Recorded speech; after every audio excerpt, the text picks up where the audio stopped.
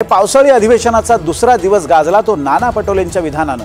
भाजपचे आमदार बबनराव लोणीकर यांनी काही दिवसांपूर्वी शेतकऱ्यांबाबत वादग्रस्त विधान केलं, पण निलंबन मात्र काँग्रेसचे आमदार नाना पटोले यांचं झालं। विधानसभेत नाना पटोलेंनी आक्रमक होत लोणीकरांबाबत काही सवाल उपस्थित केले आणि यावरून मोठा गदारोळ झाला आणि त्यानंतर विधानसभा अध्यक्षांनी नाना पटोलेंचं निलंबन केलं। आज नेमकं काय घडलंय आपण पाहूयात।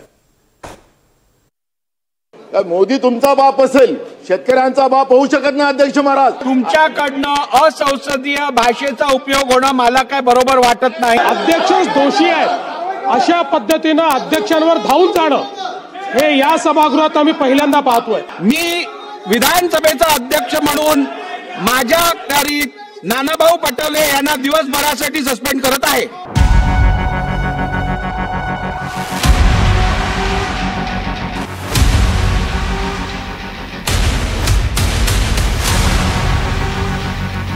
विधिमंडळाच्या पावसाळी अधिवेशनाच्या दुसऱ्याच दिवशी नाना पटोलेंच्या एका विधानावर इतका गदारोळ झाला की नाना पटोले यांचं दिवसभरासाठी निलंबन झालं। मी विधानसभेचा अध्यक्ष म्हणून माझ्या अखत्यारीत नानाभाऊ पटोले यांना दिवसभरासाठी सस्पेंड करत आहे आणि त्याला कारण ठरलं कृषी मंत्री माणिकराव कोकाटे आणि माजी मंत्री बबनराव लोणीकर यांच्या विधानावर नाना पटोले यांनी केलेली कमेंट। विधानसभेत नक्की काय झालं हे आपण पाहूच, पण ती विधानं नेमकी कोणती होती ते पाहूयात। तुम्ही मला साधा कसं सांगा, भिकारी सुद्धा 1 रुपया घेत नाही हो, आणि आम्ही 1 रुपयावर विमा देतो गव्हर्नमेंट, त्याचा गैरफायदा लोकांनी घेण्याचा प्रयत्न केला आणि अशा प्रकारचे गैरप्रकार की बाकीच्या राज्याच्या लोकांनी ऑनलाईन अर्ज दाखल केले, त्यामुळे अर्ज खूप साचले, खूप फोपावले आणि त्यातून असं वाटतं की आता हे पीक विमा योजना खूपच चांगली आहे की काय। पण प्रत्यक्षात चौकशी केल्यावरती आम्हाला कळलं की आम्ही 4 लाख अर्ज हे नामंजूर केलेले आहेत। सरकार त्याच्यामध्ये कुठेही अडचण आलेली नाही। उच्चारवाट्यावर असलेले जे 5-6 काटे 10 काटे असतात,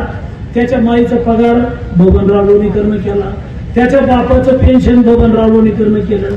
नरेंद्र मोदीजींनी 6000 रुपये तुझ्या बापाला पेरणीला दिले, तुझ्या माईच्या, तुझ्या बहिणीच्या, तुझ्या बायकोच्या नावावर लाडक्या बहिणीचे पैसे आले, तुझ्या अंगावरचे कपडे आमच्या सरकारचे, तुझ्या पायातलं बूट चप्पल आमच्यामुळं आहे, तुझ्या हातातलं ते डबडं मोबाईलचं आमच्यामुळं आहे। अरे आमचंच घेतो ना, आमच्याच वेगळ्यावर करतो, आम्हालाच बोलतो, चुकीचं लिहितो।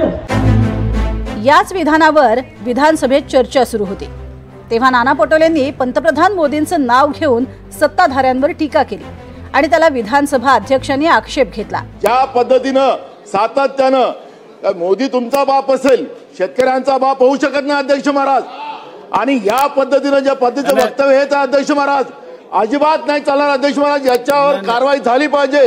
जे सन्माननीय नानाभाऊ तुमच्याकडनं असंसदीय भाषेचा उपयोग होणं मला काय बरोबर वाटत नाही, हे चुकीचं आहे, हे चुकीचं आहे, हे चुकीचं आहे, चुकीचं आहे। नार्वेकरांनी इशारा दिल्यानंतरही नानाभाऊ हटले नाहीत, त्यांनी तर राजदंडालाही हात घातला आणि मग मुख्यमंत्रीही संतापले। एखाद्या विषयावर भावना व्यक्त करणं वेगळी गोष्ट आहे आणि थेट अध्यक्षांवर धावून जाणं हे अशोभनीय आहे। अशा प्रकारे अध्यक्षांवर जणू काही अध्यक्षच दोषी आहेत अशा पद्धतीने अध्यक्षांवर धावून जाणं हे या सभागृहात आम्ही पहिल्यांदा पाहतोय। लोक वर गेले नाही तसं नाहीये, पण ही पद्धत कुठली आहे की अध्यक्षांच्या अंगावर धावून जायचं? ही पद्धत योग्य नाही, अतिशय अयोग्य पद्धत आहे। अध्यक्ष महोदय, नानाभाऊ हे स्वतः अध्यक्ष राहिले आहेत, अध्यक्ष राहिलेल्या व्यक्तीने अशा प्रकारे अध्यक्षाच्या अंगावर धावून जाणं हे योग्य नाहीये। नानाभाऊंनी माफी मागितली पाहिजे असं माझं मत आहे। सभागृहाचं कामकाज नियमित चालण्यासाठी मी विधानसभेचा अध्यक्ष म्हणून माझ्या अखत्यारीत नानाभाऊ पटोले यांना दिवसभरासाठी सस्पेंड करत आहे। विधानसभा अध्यक्षांनी नाना पटोलेंना दिवसभरासाठी निलंबित केला, तरीही नानाभाऊ सभागृहात ठाण मांडून उभे होते। अखेर विधानसभा अध्यक्षांनी त्यांना बाहेर जाण्याचे आदेश दिले आणि विरोधकांनी सुद्धा सभात्याग केला। त्यांना 1 दिवसासाठी निलंबित केलं गेलं, म्हणून आज आम्ही सर्व विरोधकांनी जोपर्यंत हे सरकार माफी मागत नाही म्हणून आज आम्ही कामकाजावर बहिष्कार टाकून जिथे बोलण्याची संधी नाही, जिथे बाजू विरोधकांना मांडण्याची जर त्यांना संधी दिली जात नाही आणि शेतकऱ्यांचा अवमान करणाऱ्याला सरकार पाठीशी घालत असेल तर या विधानसभेमध्ये आज आम्ही बसण्याची आमची मानसिकता नव्हती, म्हणून आम्ही विरोध करून बहिष्कार टाकून बाहेर पडलो आहोत।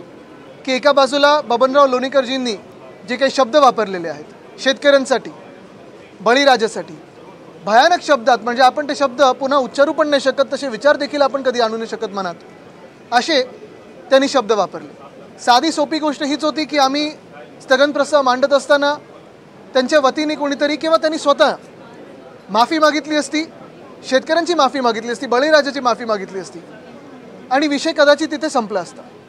पण ते स्थगन प्रस्ताव मांडू न देणं, त्याच्यावर आम्ही काही बोलायचंच नाही आणि जणू काही सरकार आणि पूर्णपणे भाजप बबनराव लोणीकरांनी जे काही वक्तव्य केलं यांच्याशी सहमत आहे किंवा त्यांचंच अधिकृत ही लाईन आहे असा समज केल्याने आमचा। अखेर ज्या मुद्द्यावर चर्चा होती त्या मंत्री आणि आमदारांच्या बेताल वक्तव्याचा मुद्दा राहिला बाजूला आणि मोदींवर घसरलेल्या नानांचं मात्र निलंबन झालं आणि शेतकऱ्यांचा अवमान करणारे मंत्री आणि आमदार मात्र सुशेगात। Bureau report, NDTV Marathi.